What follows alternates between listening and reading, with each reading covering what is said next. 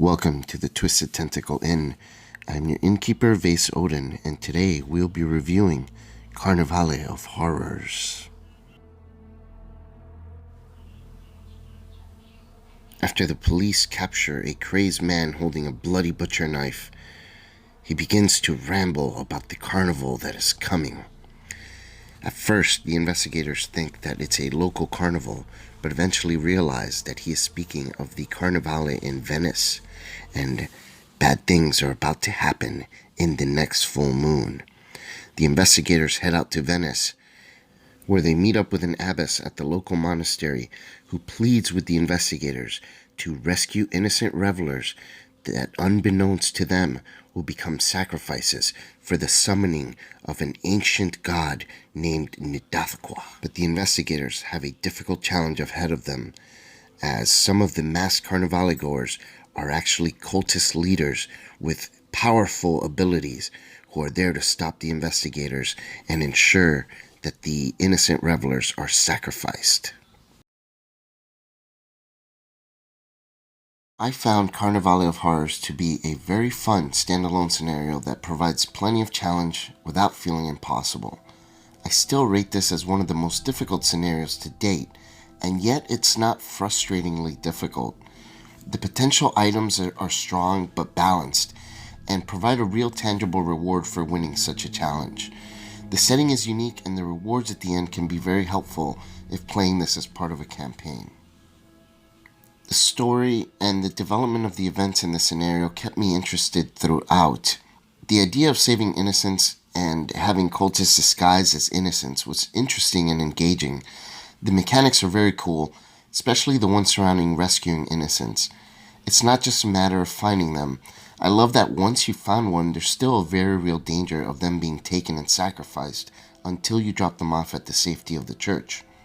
The circular pattern of the locations was interesting and unique, and in the end, when Nidathqua emerges in the center, it felt like something bigger than life had emerged. Removing the locations from play and having just a single rowboat is just something that blew my mind. The ending provides a very cool thematic feel with the rowing mechanic, and I got a feeling we were on a tiny rowboat in the middle of a vast ocean. It really delivered that home. This was very, very well done.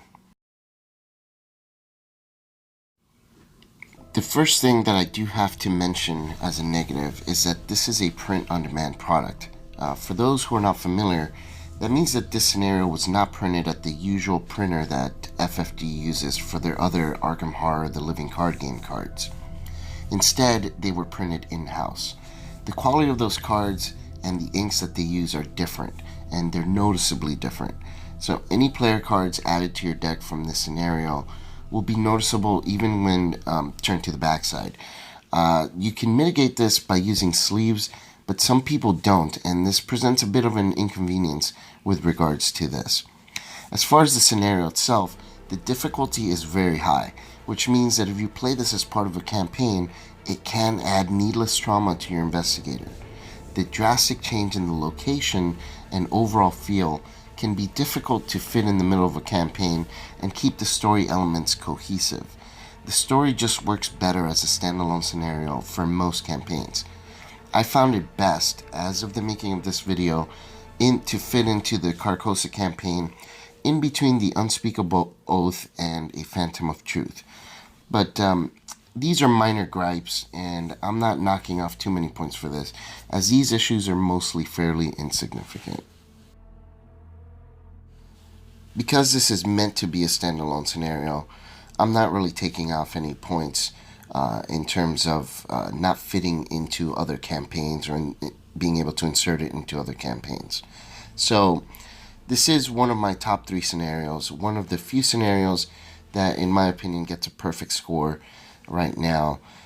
So in case you haven't guessed it, I'm giving it 5 mental trauma for story and 5 mental trauma for mechanics.